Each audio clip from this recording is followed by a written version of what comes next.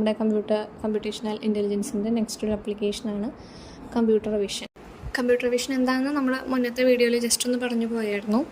അതായത് images, videos ഇവയൊക്കെ കമ്പ്യൂട്ടേഴ്സിന് മനസ്സിലാക്കാനും അതിനെ വിശകലനം ചെയ്യാനൊക്കെ സഹായിക്കുന്ന ഒരു സാങ്കേതിക വിദ്യയാണ് നമ്മുടെ കമ്പ്യൂട്ടർ വിഷൻ. ഇപ്പോൾ ഒരു ഇമേജ് കാണുമ്പോൾ അതിൻ്റെതാണ്, അല്ലെങ്കിൽ വീഡിയോസ് അനലൈസ് ചെയ്ത് അതിൽ ഇതൊക്കെയാണ് പറയുന്നത് എന്നൊക്കെ മനസ്സിലാക്കാനൊക്കെയുള്ള ഒരു കഴിവ്. കമ്പ്യൂട്ടർ വിഷൻ്റെ ഒരു ഉദാഹരണം വേണമെങ്കിൽ നമുക്ക് ഫേസ് റെക്കഗ്നിഷൻ പറയാം. നമ്മുടെ ക്യാമറ ഉപയോഗിച്ച് മുഖത്തിൻ്റെ ഇമേജ് ക്യാപ്ചർ ചെയ്യുന്നുണ്ട്. ആ ഇമേജ് അനലൈസ് ചെയ്ത് മുഖത്തിൻ്റെ ഫീച്ചേഴ്സ്, നമ്മുടെ ഫേസിൻ്റെ ഫീച്ചേഴ്സ് മനസ്സിലാക്കി ഡാറ്റാബേസിൽ സ്റ്റോർ ചെയ്തിട്ടുള്ള ഫേസസൊക്കെ ആയിട്ട് കമ്പയർ ചെയ്ത് ഇന്ന വ്യക്തിയാണ്, ഫേസ് റെക്കഗ്നിഷൻ അല്ലേ, ഇന്ന വ്യക്തിയാണെന്ന് മനസ്സിലാക്കുന്നുണ്ട്. അപ്പോൾ അത് ഒരു ഇമേജ് അല്ലെങ്കിൽ ഒരു വീഡിയോ കണ്ടിട്ട് അതിനെ അനലൈസ് ചെയ്യാണ്. അപ്പോൾ അതാണ് ഒരു കമ്പ്യൂട്ടർ വിഷൻ്റെ ഒരു എക്സാമ്പിളായിട്ട് നമുക്ക് പറയാൻ പറ്റുന്നൊരു കാര്യം. നെക്സ്റ്റ് പറയുന്ന ഒരു ആപ്ലിക്കേഷനാണ് നാച്ചുറൽ ലാംഗ്വേജ് പ്രോസസ്സിംഗ്, NLP. ഇത് നമ്മൾ കഴിഞ്ഞ വീഡിയോയിൽ പറഞ്ഞിട്ടുള്ളതാണ്.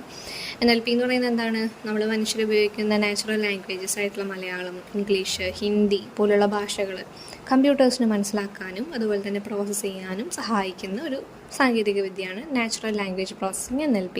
അതിൽ എഴുതുന്ന, ഹാൻഡ് റിട്ടൺ ആയിട്ട് എഴുതുന്നതാണെങ്കിലും നമ്മൾ പറയുന്ന സ്പീച്ച് റെക്കഗ്നിഷൻ ആണെങ്കിലും അതൊക്കെ ചെയ്യുന്നത് NLPയുടെ ഒരു ഇതിലാണ്.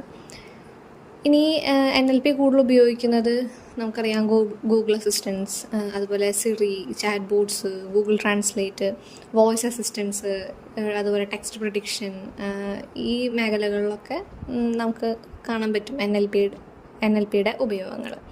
അപ്പോൾ ഇന്നത്തെ വീഡിയോയിൽ ഇത്രയും ആപ്ലിക്കേഷൻസാണ് നമ്മൾ പറയുന്നത്. നെക്സ്റ്റ് വീഡിയോയിലായിട്ട് നമുക്ക് ബാക്കിയുള്ള കമ്പ്യൂട്ടേഷണൽ ഇൻ്റലിജൻസിൻ്റെ ആപ്ലിക്കേഷൻസ് കൂടെ നമുക്ക് പറഞ്ഞ് ഈ ചാപ്റ്റർ അവസാനിപ്പിക്കാം.